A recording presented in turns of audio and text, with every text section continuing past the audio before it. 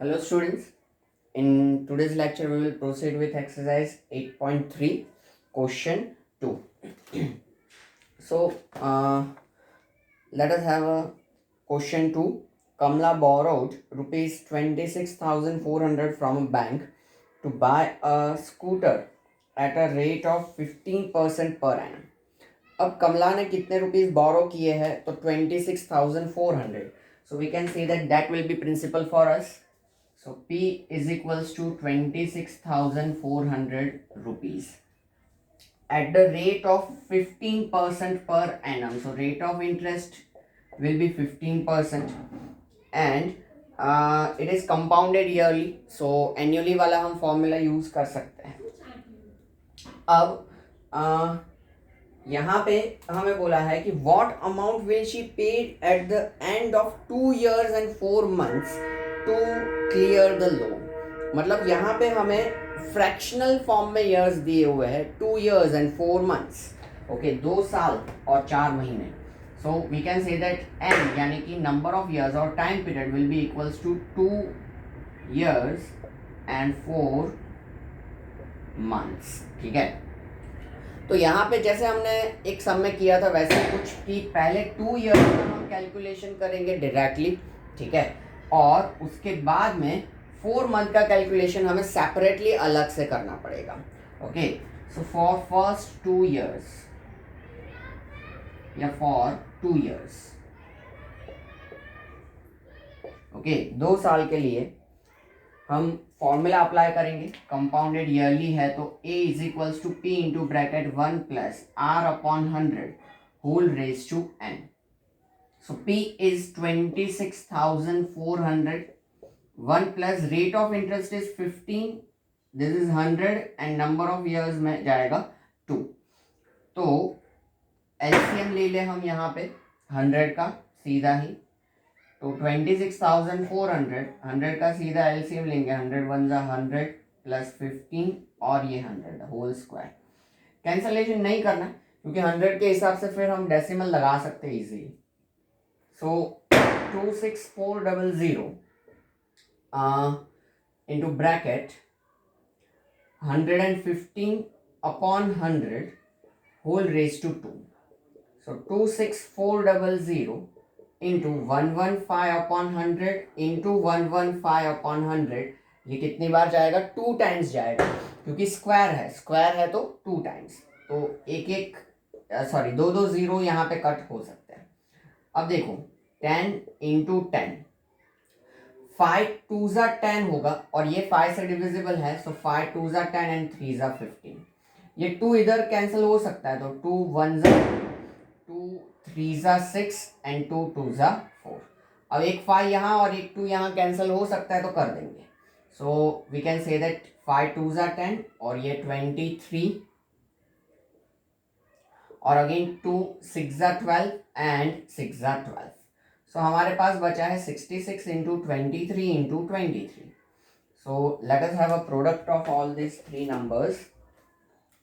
23 into 23 वैसे देखने जाए तो 529 होता है, वो हम डायरेक्टली कर सकते हैं.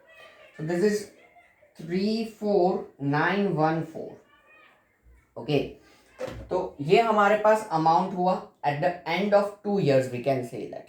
तो अल्टीमेटली हमें क्या ढूंढना है यहाँ पे at the end of 2 and 4 months. 2 years and 4 months. ठीक है. तो हम ये जो होगा वो रिमेनिंग 4 month के लिए हम क्या कर देंगे? प्रिंसिपल बना देंगे. Okay. So for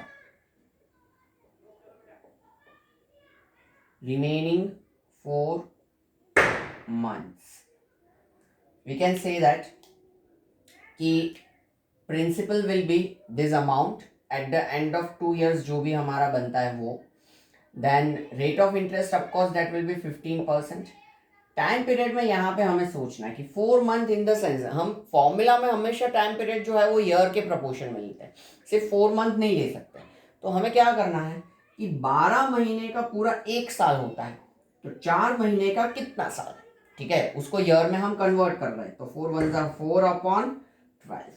so 4 upon 12 years. इसको हमने ईयर्स में कन्वर्ट कर दिया. ठीक है.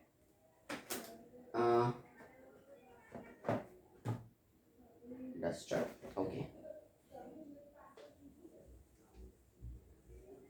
हाँ, सो यहाँ पे अब हम इंटरेस्ट कैलकुलेट कर सकते हैं. PRN upon 100.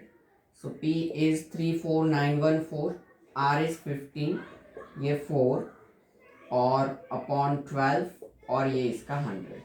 तो 4 3 ज़ा 12 और 3 5 ज़ा we can say that 15. Okay, अब सीधा 5 से मल्टीप्लाई कर देते हैं. देखेंगे जो भी जीरो आएंगे उस हिसाब से cancellation. 34914 into 5, so that is 174570 upon 100. तो 0 कट जाएगा तो हमें इंटरेस्ट कितना मिलेगा 1745.7. तो अमाउंट इक्वल्स टू क्या होता है, principal plus interest. Principal is 34914 and plus 1745.7. So 0.7 as it is रहेगा एडिशन में. 5 और 4 9, 4 and 1 5, 9 and 7 16, 4 and 1 5 and 1 6 and 3.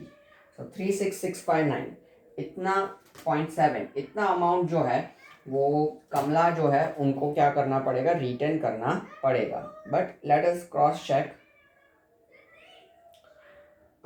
36659.70. Okay, correct.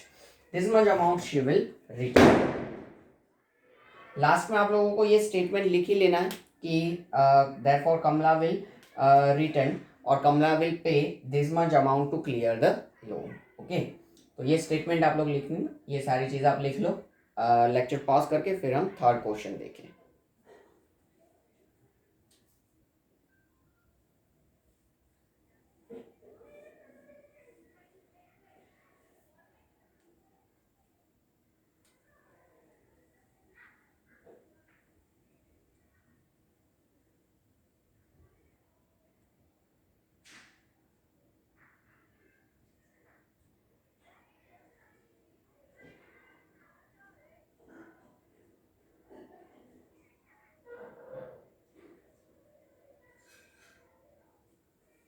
Okay,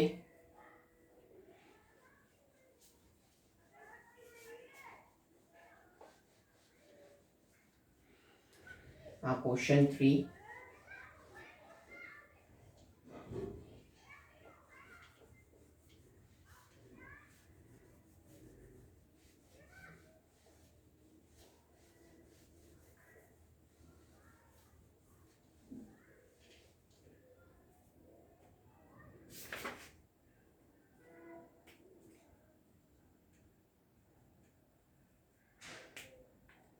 देखो, Fabina borrows 12,500 at the rate of 12% per annum for 3 years.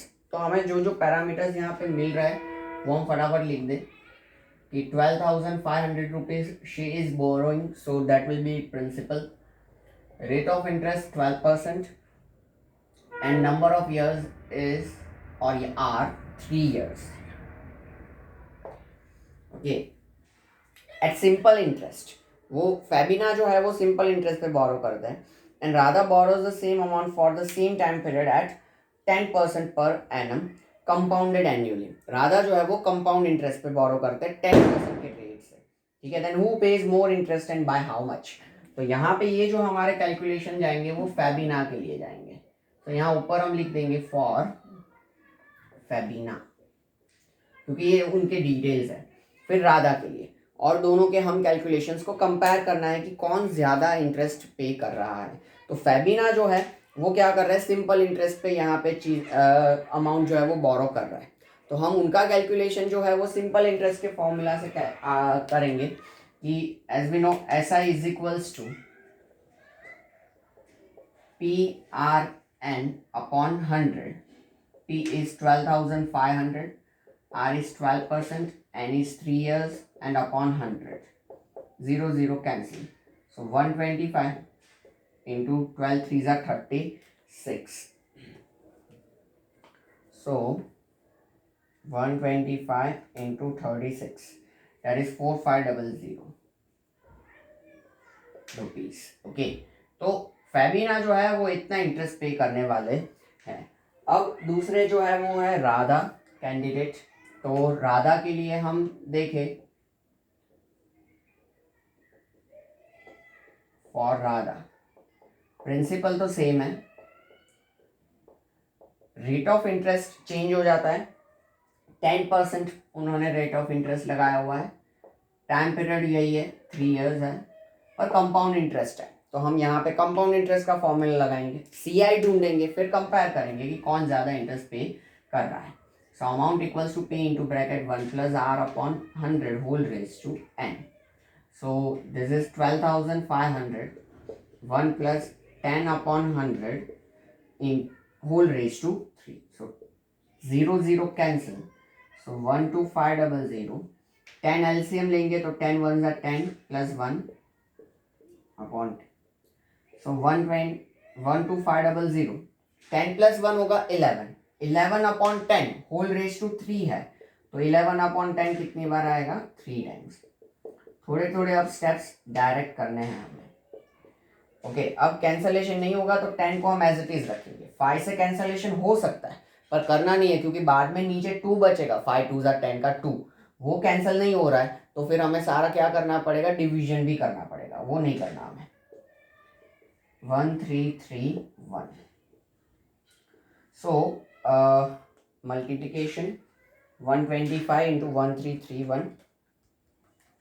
मैंने last lecture में भी कहा था और अभी भी कह रहा हूँ कि आप लोग मल्टीप्लिकेशंस करते जाना, क्योंकि अदरवाइज दिक्कत ये होगी कि आपकी मल्टीप्लिकेशंस की और ये कैलकुलेशंस की स्पीड जो होगी वो उतनी नहीं मेंटेन रहेगी और एग्ज़ाम टाइम पे प्रॉब्लम होगा।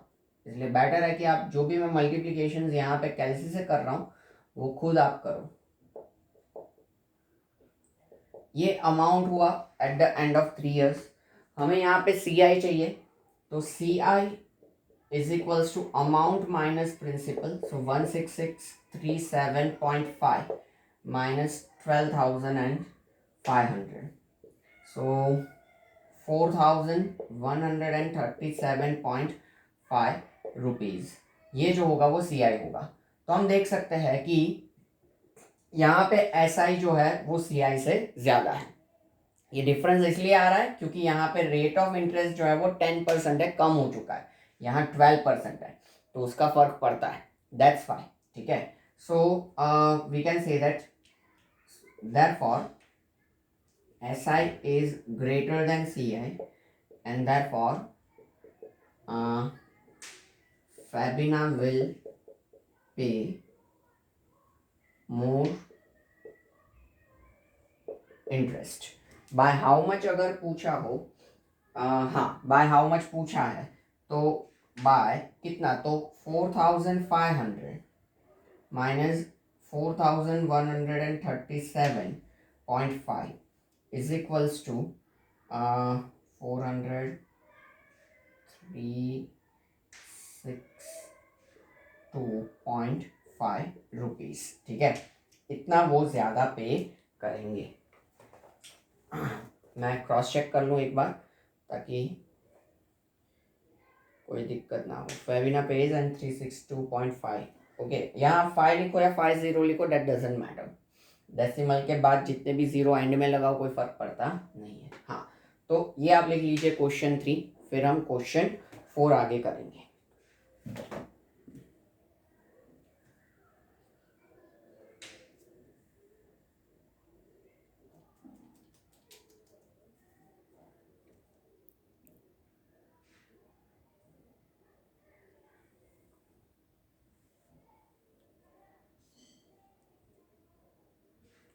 Okay,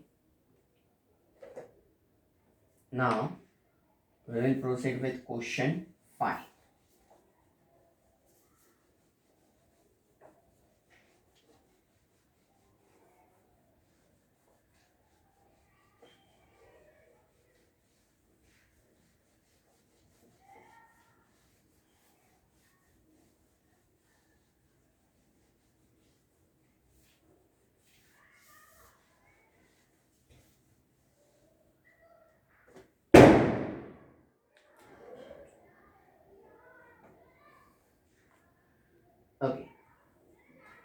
question 4,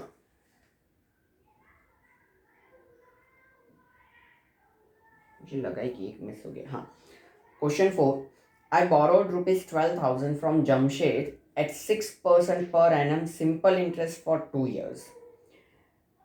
Had I borrowed this sum at 6% per annum compound interest, what extra amount would I have to pay? मतलब यहाँ पर भी हमें सिंपल इंटरेस्ट और कंपाउंड इंटरेस्ट दोनों को क्या करना है, कंपेयर ही करना है. ठीक है, पर सेम रेट ऑफ इंटरेस्ट दिया 6%. तो पहले हम एसआई के कैलकुलेशंस पे जाएंगे. We can say that P 12,000, rate of interest 6%, and time period is 2 years. Okay, तो हम SI का फॉर्मूला जानते हैं. फॉर्मूला हमें अप्लाई करना होगा. SI is equals to PRN upon 100. So this is 12,000, rate of interest 6, number of years 2 upon 100. 6 2s are 12, 12 12s are 144, so 1440 rupees. This is the SI. अब हमें CI का भी कैलकुलेशन करना है यहाँ पे with we can say that same data. तो principal 12,000 है, रेट ऑफ इंटरेस्ट भी 6% ही दिया है, आप लोग क्वेश्चन में देख सकते हो. लिखा हुआ है had I borrowed this sum 6% पर annum at compound interest. Okay, so compounded annually ही चल रहा है. सो कंपाउंड इंटरेस्ट का हमारा फॉर्मूला एन्युअली वाला A is equals to 1 plus R upon 100 whole raised to N. So this is 12,000, 1 plus 6 upon 100 whole raised to 2. Better है यहाँ अभी कुछ फिलहाल कैंसलेशन नहीं करना, सीधा LCM ले ले. So 12,000, 100 plus 6 upon 100, LCM लिया 100 वाला.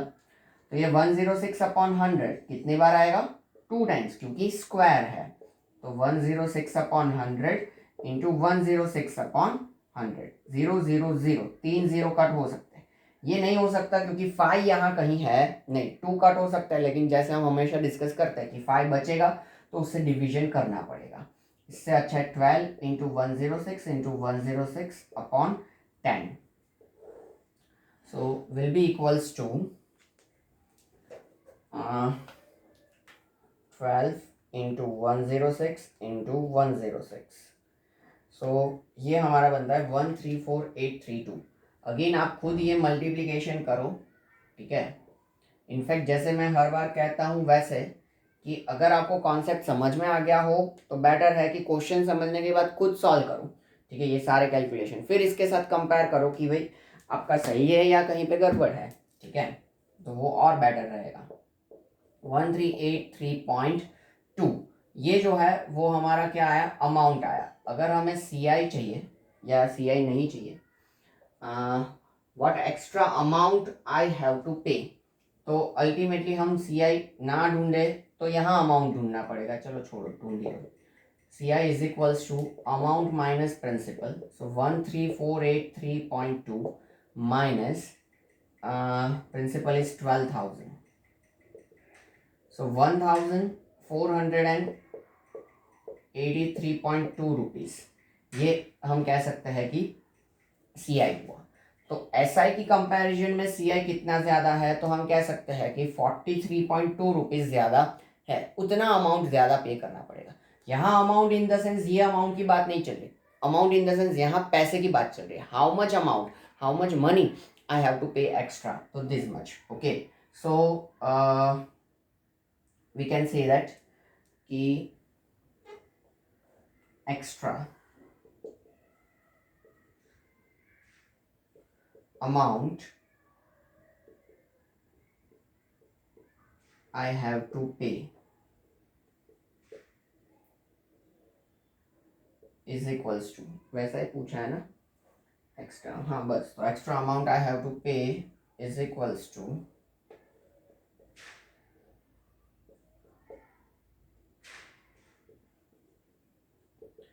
1483.2 minus 1440, so equals to 43.2 rupees और 43.20 रुपीज़. कोई फ़र्क नहीं पड़ता. एक बार हम क्रॉस चेक कर लेंगे answer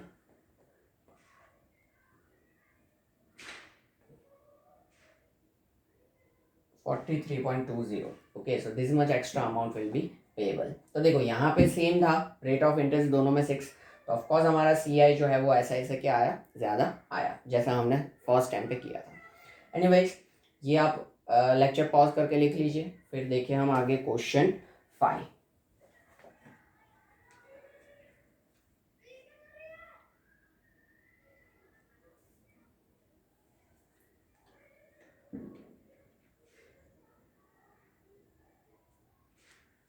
Okay, now question 5.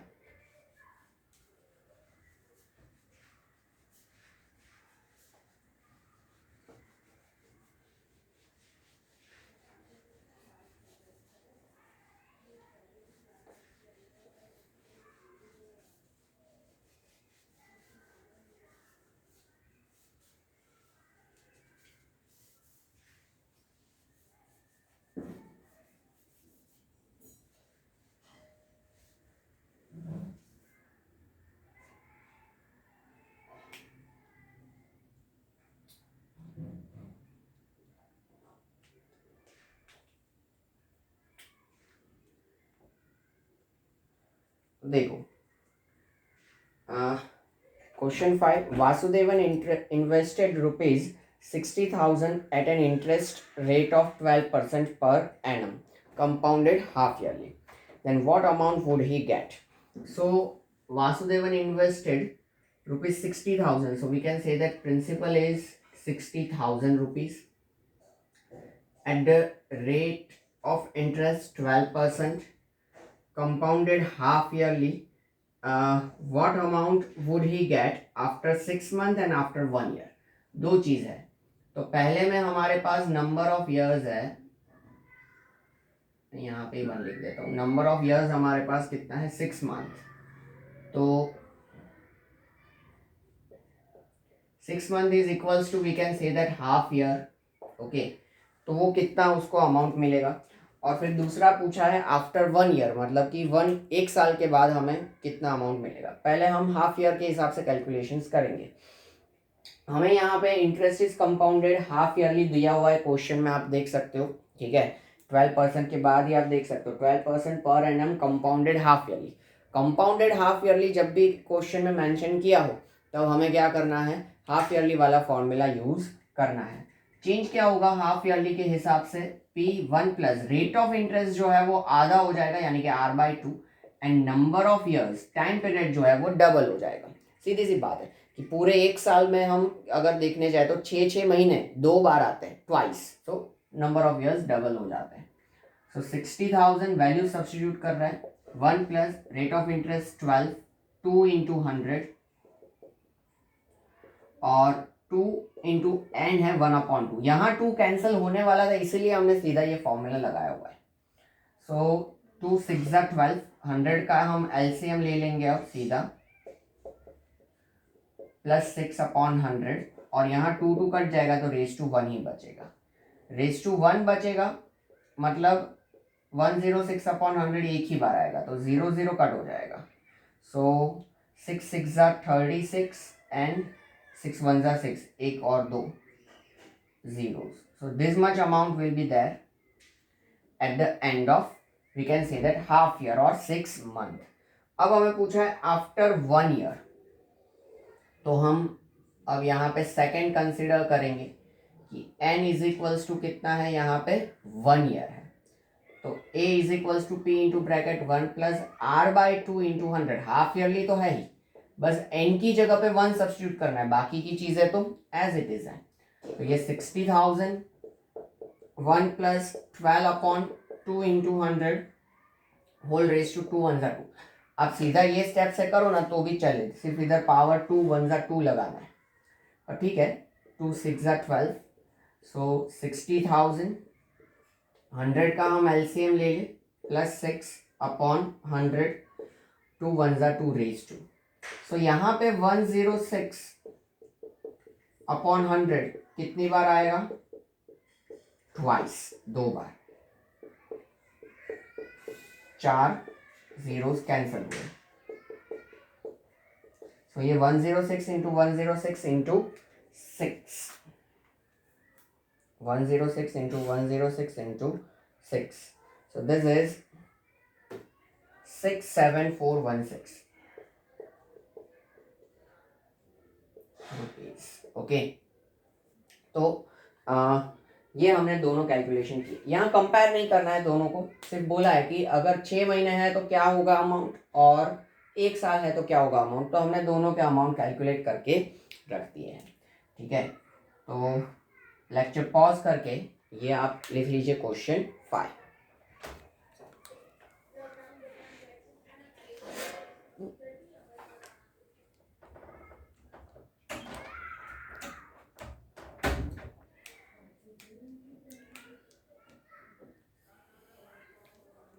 Okay, now question 6।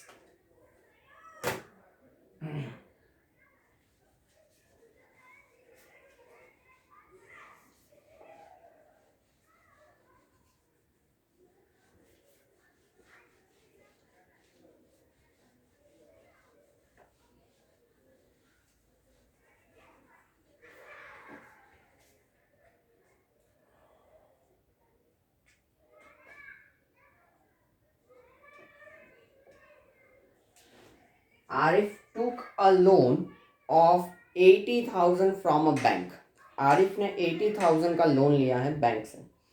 If the rate of interest is 10% पर एनम, अगर इसका रेट ऑफ इंटरेस्ट 10% है, find the difference in amounts he would be paying after 1.5 years if the interest is compounded annually and if the interest is compounded half yearly. दो अलग अलग question है। तो हम पहले फर्स्ट क्वेश्चन यहाँ पे कंसिडर करेंगे कि compounded annually.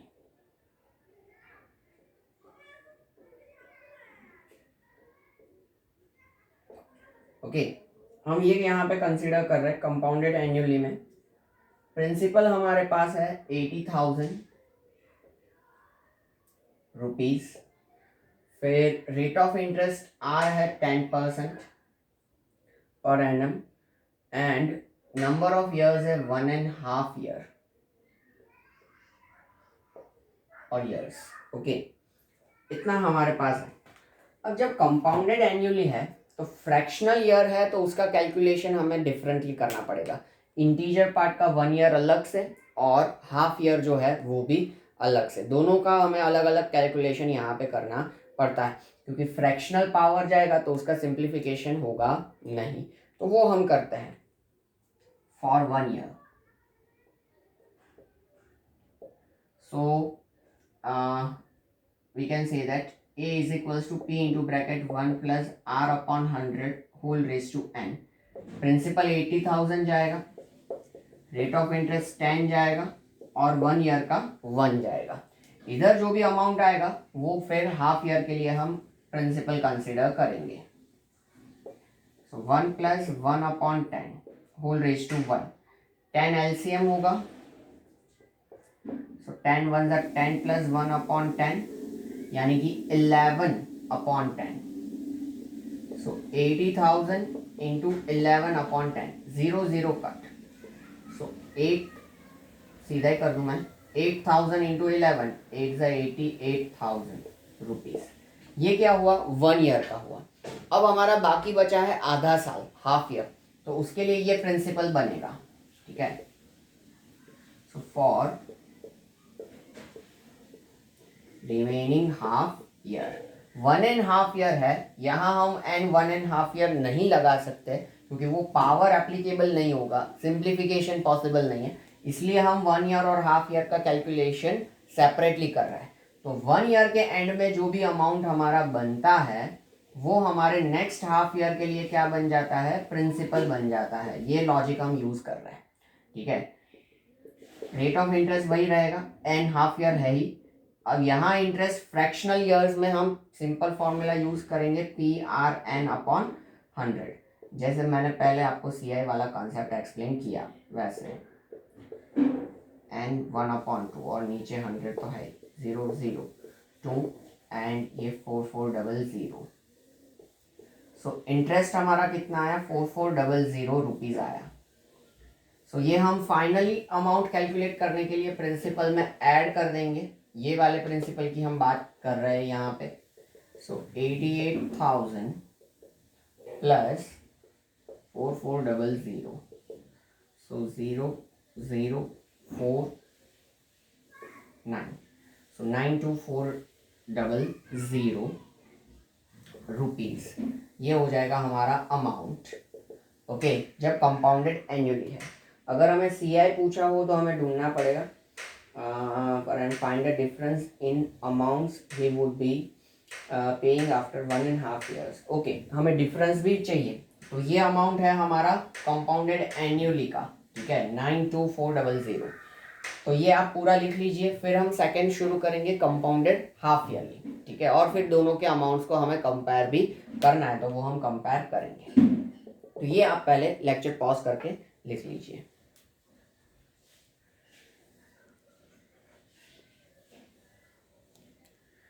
Okay, so compounded annually का जो भी अमाउंट आया है वो मैं यहाँ लिख देता हूँ, क्योंकि हमें बाद में डिफरेंस भी फाइंड करना है, सो दैट्स वाई उसमें ज़रूरत पड़ेगी। आपको लिखने की ज़रूरत नहीं है, वो आपके पास तो ऑलरेडी है ही नोटबुक में। I am going to rub this, that's why I am writing. Okay, so अब हमारा आएगा second compounded half yearly. Compounded half yearly में हमें टेंशन नहीं रहेगा। प्रिंसिपल हम देख ले 80,000, rate of interest 10% and time period 1.5 years। इसमें हमें एक ही बार फॉर्मूला यूज करने में काम हो जाएगा, क्योंकि 1.5 years है, तो ये हो जाएगा 3/2 years, 2 1 2 + 1, 3/2 years। और कंपाउंडेड हाफ ईयरली का जो फॉर्मूला है, उस फॉर्मूला में हमारा नंबर ऑफ इयर्स जो होता है वो 2 से मल्टीप्लाई होता है, 2n। तो ये 2 और ये 2 कट सकते हैं, इसलिए एक ही बार फॉर्मूला अप्लाई करने से अपना काम हो जाएगा, ठीक है। So principal is 80,000, 1 plus rate of interest is 10% और 2 और ये 3/2, 2 कट जाएगा। सो 80,000, 2 5s are 10 and 5 20s are 100। सो 1 + 1/20 और ऊपर 3 बचेगा। 20 हम LCM ले लेंगे, 80,000, 21 are 20 + 1/20 होल रेज टू 3। तो न्यूमरेटर में क्या होगा, 21 होगा और नीचे 20, 21/20 रेज टू 3 है, तो कितनी बार आएगा, 3 टाइम्स आएगा। 1 2 3, 1 2 3, फिर 2 2 ज़ा 4, 2 ज़ा 8, तो 10 8 ज़ा 8, ये तो कट हो गया 10। चलो 10 × 21 होगा 210 और 21 × 21 होगा 441। ये मल्टीप्लिकेशन अब हम कर देते हैं।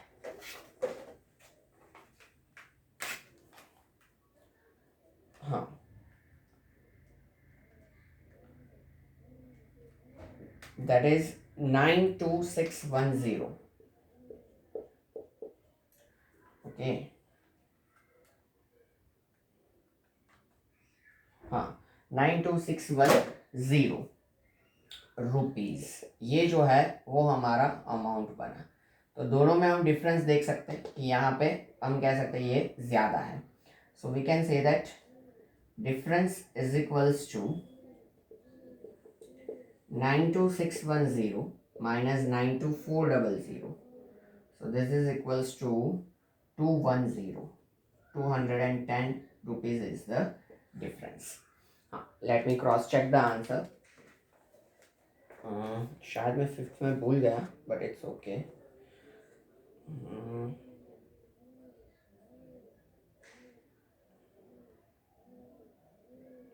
9 9240092610। ओके, डिफरेंस इसमें नहीं दिया है पर हमें पूछा है तो हमें करना पड़ेगा डिफरेंस कैलकुलेट, भले इसमें आंसर पीछे आंसर में ना दिया।